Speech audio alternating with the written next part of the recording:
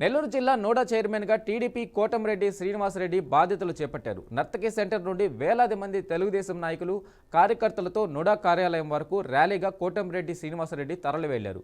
ప్రమాణ స్వీకారానికి మంత్రులు ఫారూక్, ఆనం రామనారాయణ రెడ్డి, పొంగూరు నారాయణ, ఎమ్మెల్యేలు హాజరయ్యారు. నగర కమిషనర్ శ్రీనివాసరెడ్డితో ప్రమాణ స్వీకారం చేయించారు. ఈరోజు మన రాష్ట్రంలో 123 మున్సిపాలిటీస్ ఉన్నాయి, 21 అర్బన్ అథారిటీస్ ఉన్నాయి. అర్బన్ అథారిటీస్ ముఖ్య ఉద్దేశం ఏంటంటే రోజు రోజుకి నెల నెలకి సంవత్సరానికి అర్బన్ పాపులేషన్ పెరుగుతుంది, అంటే మున్సిపాలిటీస్లో పాపులేషన్ పెరుగుతుంది.